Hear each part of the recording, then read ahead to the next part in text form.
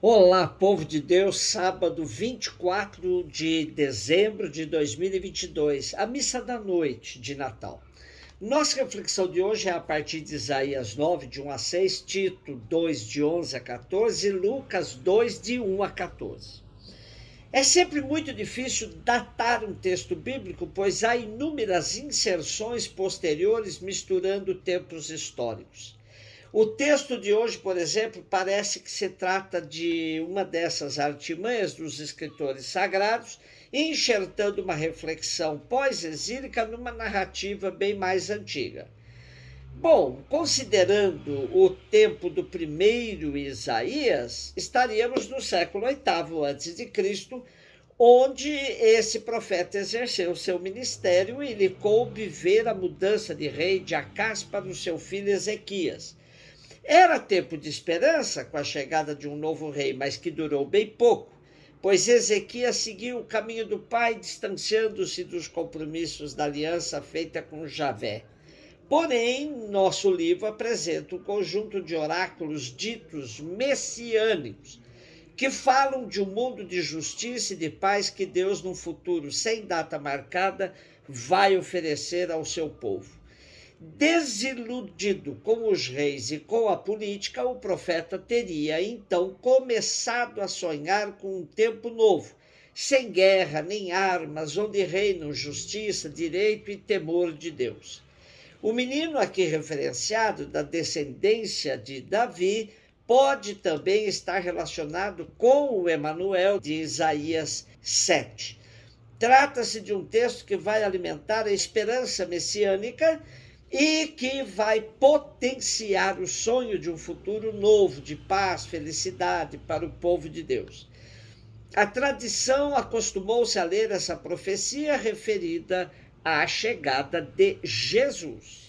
Tito 2, de 11 a 14. Sabemos que as comunidades primeiras tinham a preocupação bastante centrada na vinda do Senhor, mas nosso texto de hoje, na sua íntegra, está centrado na necessidade de orientar os cristãos a viverem bem em comunidade.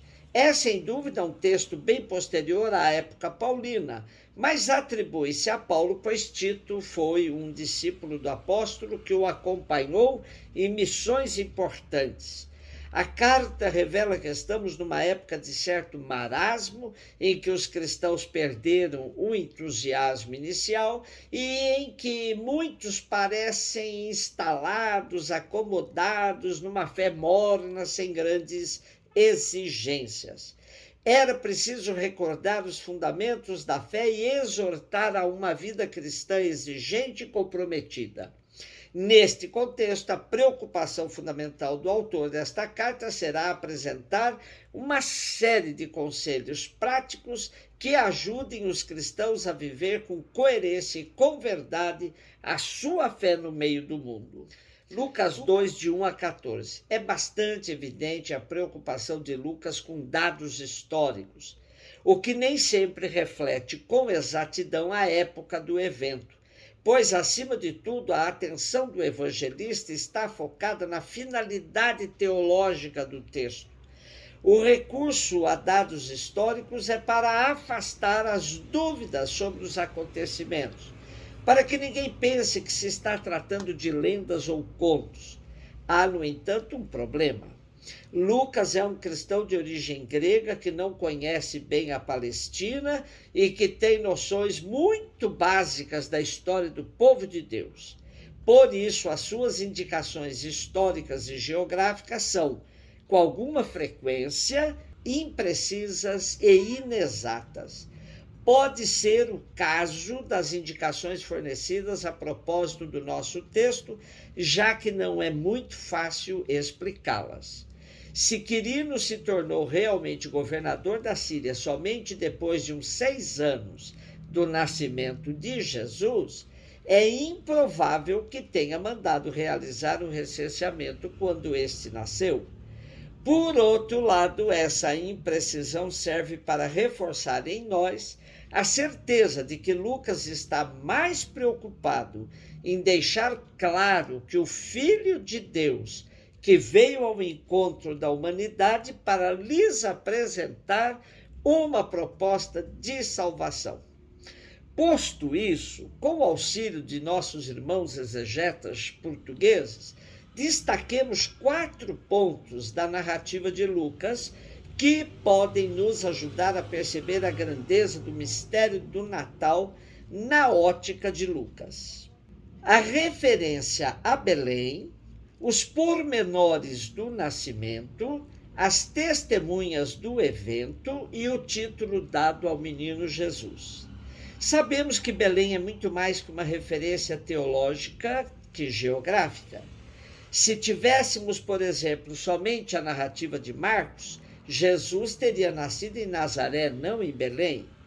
Para justificar que o Messias é da descendência de Davi, Belém é fundamental, pois a família de Davi é natural desta localidade. E para se cumprir as profecias, o Messias devia mesmo nascer em Belém. Desta forma, fica mais catequético e pedagógico anunciar que Jesus nasceu em Belém, respondendo às expectativas do povo que aguardava um Messias. Depois, vale a pena prestar atenção nos pormenores que Lucas usa para relatar o nascimento de Jesus. Emergem com força detalhes da pobreza e simplicidade que marcam a encarnação de Deus em nossa história. A falta de lugar na hospedaria, a manjedoura dos animais a fazer de berço, os panos improvisados que envolvem o bebê, a visita dos pastores.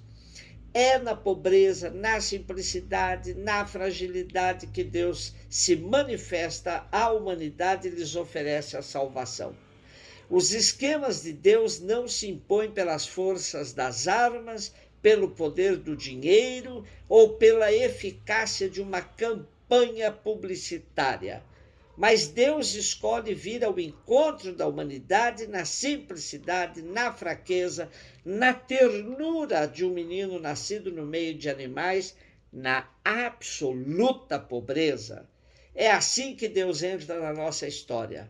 É assim a lógica de Deus. Ainda merecem destaques as testemunhas do nascimento, os pastores. Trata-se de gente considerada rude, violenta, marginal, que invadia com os rebanhos as propriedades alheias e que tinham fama de se apropriar da lã, do leite, das crias do rebanho em benefício próprio. Eram com frequência colocados ao lado dos publicanos e cobradores de impostos pela rígida moral dos fariseus. Uns e outros eram pecadores públicos, incapazes de reparar o mal que tinham feito. Tantas eram as pessoas a quem tinham prejudicado.